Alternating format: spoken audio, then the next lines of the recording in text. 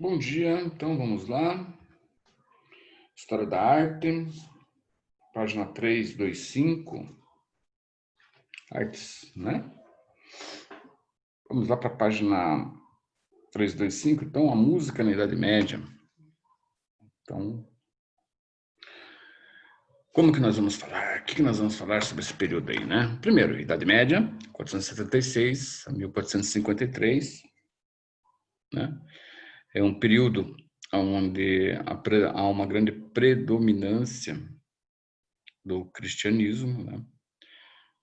Antes mesmo da Idade Média, o cristianismo ele surge, né, ele é o nosso século, o nosso tempo, a nossa linha do tempo, né, pelo menos ocidental, é referenciada no cristianismo, né? Então, desde há 2020 anos, certo? Então, a Idade Média, ela são 400 anos, quase 500 anos depois do cristianismo, tá? E esse período ele vai ser influenciado, né? A Idade Média, ela vai ter uma influência, vai ser influenciada por uma influência muito grande, né? Especificamente da arte cristã, de tudo que vai se criar, né? Naquele ambiente ali. Né? Tá legal? Então, na página 325 lá, ele fala o seguinte, né? A apostila, né? Trata o seguinte: o cristianismo exerceu uma grande influência nas artes medievais, o que na música não foi diferente. Mas havia também manifestações fora do âmbito religioso, as quais, na maioria, foram perseguidas por sua irreverência e a regras e dogmas estabelecidos. Então, quando se fala, por exemplo, em arte em geral, não só na música, mas em arte em geral, o cristianismo vamos colocar assim, é o baluarte, né? Se torna, né? Como se torna a religião oficial da Europa, né? Ou pelo menos boa parte dela, pelo menos no Ocidente, boa parte dela. Toda a especificidade, tudo que era relacionado, né? A cultura, nesse momento, estava ligado diretamente, claro, né? A essas premissas, né? Do cristianismo, né? Essa filosofia do cristianismo. Porém, tem que entender que não era só isso. Existiam artes que eram não opostas, né? Mas que não seguiam esse dogmatismo, não seguiam essas regras, tá? Essas eram muitas vezes consideradas como arte pagã, tá? Algumas delas, por exemplo, eram mais velhas, né? Algumas manifestações artísticas e culturais, né? Provindas da cultura, eram mais velhas do que o próprio cristianismo, como, por exemplo, a arte greca, a arte romana, ou como, por exemplo, a arte vinda do Oriente, tá? Então, o cristianismo, ele, de uma certa maneira, vai criar uma espécie de um modelo para a arte.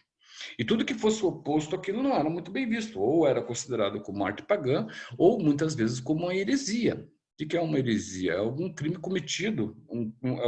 É quando você se opõe ao dogma, à verdade do catolicismo, da Igreja Católica, do cristianismo em si. Tá? Então, interessante que a apostila não coloca isso, mas, né, com a aula aqui, vocês fica um pouco mais claro para vocês entenderem, tá? Com isso, então, voltando à apostila, com isso, a música na Idade Média dividiu-se em duas grandes vertentes, a religiosa ou sacra e a profana, sem caráter religioso ou mundana. Tá? Na música sacra, destaca-se o canto-chão, canto gregoriano ou cantus plunus, né, executada dentro dos mosteiros. Tá? Até hoje existe, tá? Existe, inclusive no Brasil, né?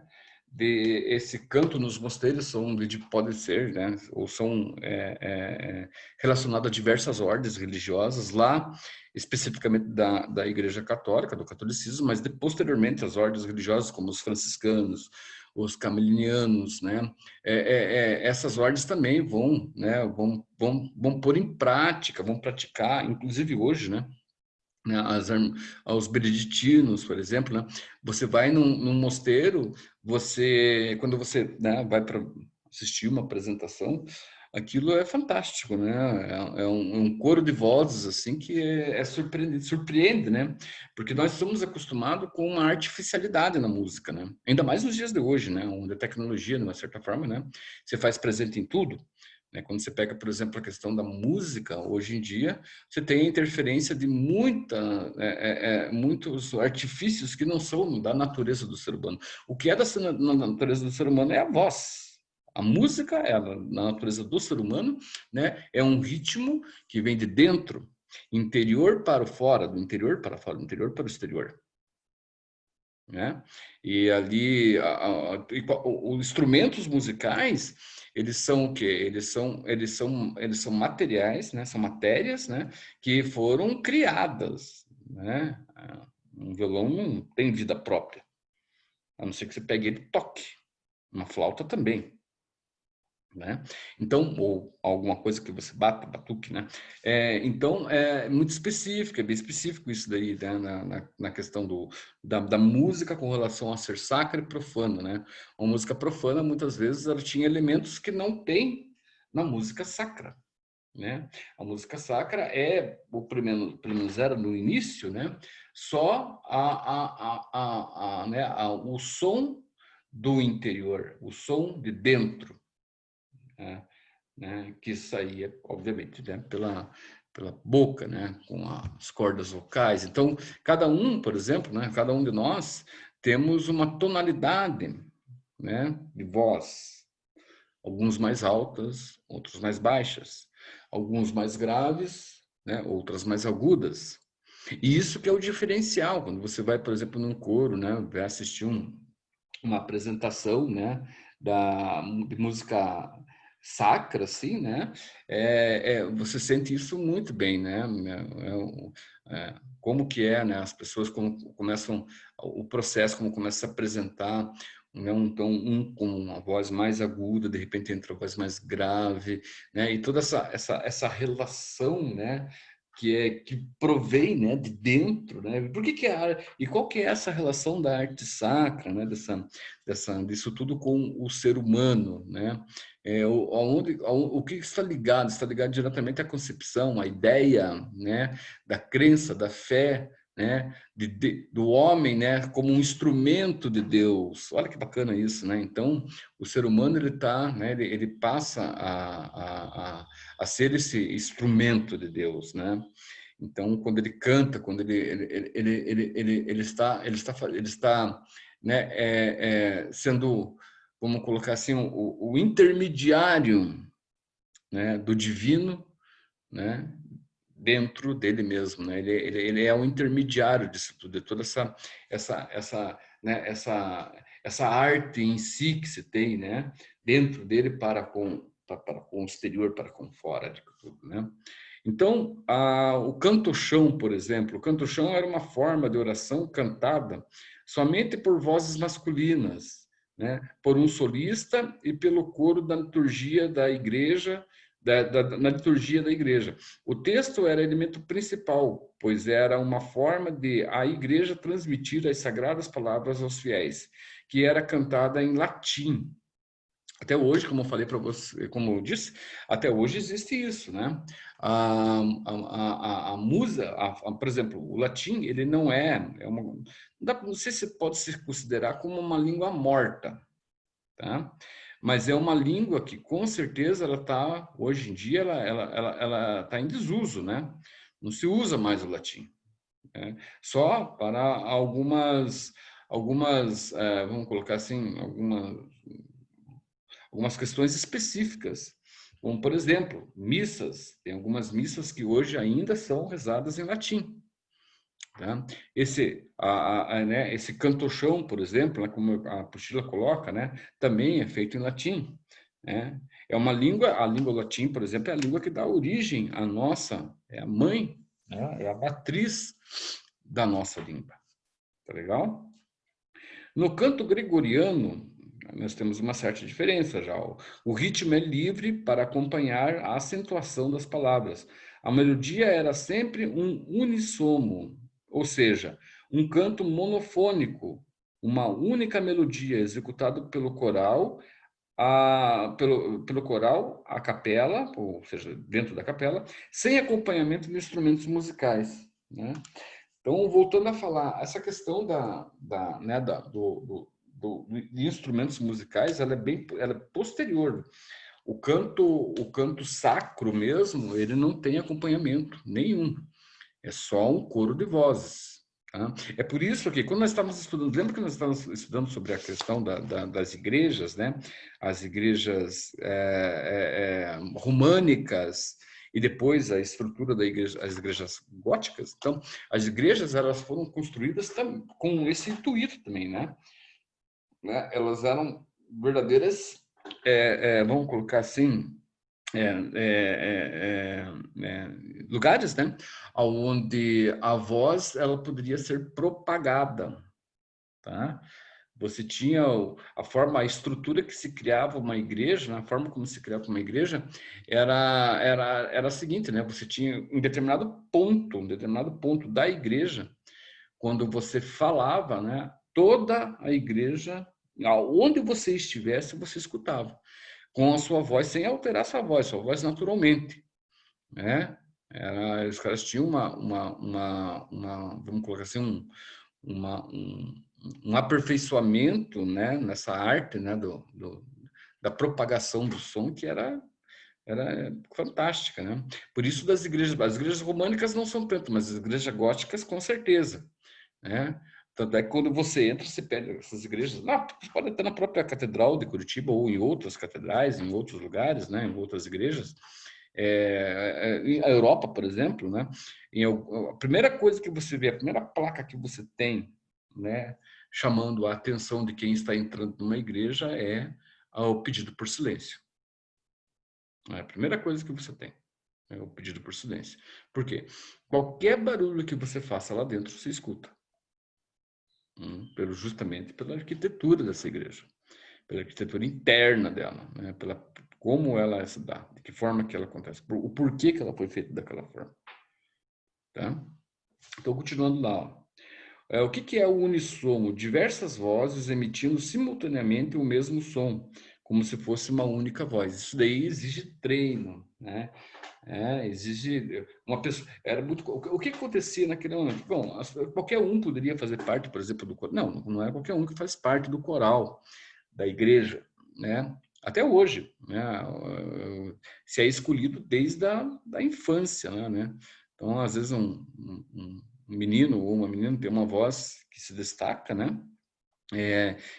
Esse daí ele vai ser educado, né? Ele tem o dom daquilo, né? Isso se chama o dom, que todos nós temos algum, né, para ir na igreja lá, né, na religião também existe, tem, com certeza, na verdade começou com eles, né, então esse dom ele passa a ser explorado, né, e nessa exploração há toda uma educação, tá, para que essa pessoa entenda, né, o que é um unissono. Um unissono é uma voz de conjunto, então não pode ser nem antes nem depois, ela tem que ser em conjunto, elas têm que se relacionarem, né, de uma forma que se torne apenas uma voz. Isso é fantástico. Eu estou falando tudo isso, estou falando que é fantástico e tudo mais, porque é a minha praia, né? Eu gosto muito disso. Se vocês forem, por exemplo, se vocês um dia forem participar de uma missa, né, ou de um coral, de uma igreja, vocês vão notar que o quanto vão entender um pouco a forma que eu estou me expressando, como, ou por que eu estou falando com tanto assim, né, com tanta alegria, né, a respeito disso. Então, o canto monofônico, diferente, por exemplo, é quando uma só melodia é reconhecível, né? Mesmo com várias vozes, o canto é em unissono. Então, o canto monofônico outras melodias, né, mas que fazem parte de um processo só. Ou seja, o canto é unissono, né, todo mundo acompanhando de igual para igual, porém, a melodia, né, ela pode ser, ela se reconhece, né? Então, diferente, né? Por exemplo, o que tem... Vamos colocar... na próxima aula, sexta-feira que vem, com certeza eu vou fazer o seguinte, eu vuma exemplificação, como eu falei para vocês, né? A partir de semana que vem eu pretendo fazer com que essas aulas, né, tenham ou ganhem outros significados, né? Vocês possam visualizar, vocês possam ter aqui um referencial aqui, né? Então, o canto unissono é quando você tem lá, por exemplo, uma voz mais baixa. Aliás, o canto monofônicos, né? Quando você tem uma voz mais baixa, mais alta, ou bem mais alta, mas essas melodias, elas se encontram. Tá? É como ele está colando aqui, ó. Quando uma só melodia é reconhecível. Então, você tem diferenças, mas você reconhece ela. Né? Você está reconhecendo num canto unissono, onde uma voz é igual a todos, né? Você tem um acompanhamento desse processo todo aqui, tá? Então, a música na Idade Média não estava somente para o uso funcional da igreja em suas celebrações e liturgias. Alguns historiadores e musicólogos, né, conhecem ou reconhecem que havia ainda outras formas de relação entre pessoas e músicas. Tá? Os músicos eram quase sempre amadores, não tinham formação musical e tocavam seus instrumentos de ouvido. Não existia uma técnica para isso, né? Como posteriormente vai existir. Havia os jograis, que eram artistas itinerantes de origem popular, acrobatas, adestradores de animais, que, em troca de dinheiro e comida, faziam suas apresentações em praças e, às vezes, como entretenimento nas festas e banquetes dos reis. Aquele animador, né? O músico, né, em si, aquele que toca lá. Hoje em dia, o cara que anima, né, bares, restaurantes, casamentos, etc. Está aqui o princípio de tudo, né? O começo de tudo. Tá? É claro que tem uma diferença, né? Isso daí sempre houve, né? Se você pegar, por exemplo, lá a história antiga, tanto Grécia, Roma, Egito, né? Vão ter esses músicos, talvez com mais propriedades do que esses da Idade Média. Por quê? Porque, na verdade, a Idade Média, ela, né, com a interferência, né, com a igreja, né, e seus dogmas, ela vai, de uma certa forma, né, ela vai dividir, né, separar o que é sacro, o que é sagrado e o que é profano. Tá? Então, um músico lá ele teve que trabalhar dobrado, né? Dependendo do lugar que ele estava, ele não podia, tá, tocar o que ele sabia tocar, né? Ou cantar aquilo que ele sabia, ele tinha que ser conforme. Sabe aquela coisa, dançar conforme a música? Mais ou menos por aí. Tá? Continuando lá, havia os músicos errantes, que andavam de cidade em cidade, de vila em vila, pelas feiras, mercados e praças, apresentando suas canções, contando suas histórias, fazendo mágicas, conhecidos como menestréis. Infelizmente, suas composições são desconhecidas, pois não eram, ou não haviam, ou não foram registradas. Exatamente. Né? Por quê? Por que não foram registradas ou não tinham pouco reconhecimento? Porque muitos desses, né, errantes, músicos errantes, né, o próprio nome, né, músicos errantes, era porque era pagão. Né? E muitas vezes as suas histórias eram histórias que não agradavam a todo mundo, ou pelo menos não agradavam uma sociedade que estava em formação, né, com o cristianismo, né, uma cidade que estava em formação com base de uma regra e etc. Tá? Então, isso era comum, né? Esses músicos errantes eram comum. Na próxima aula, que é a semana que vem, tá? Sexta-feira que vem, eu vou trazer aqui para vocês uma aula diferente, né? Uma aula que eu vou conseguir mostrar um pouco mais, né? Trabalhar um pouco melhor, porque, como eu falei para vocês, né? Agora ainda não consigo fazer isso, né? Mas semana que vem já dá para fazer, já dá para trabalhar com isso daí. Pelo menos tentar, né? Pelo menos tentar. Ok? Bom final de semana para vocês. Se cuidem, tudo de bom. Tchau.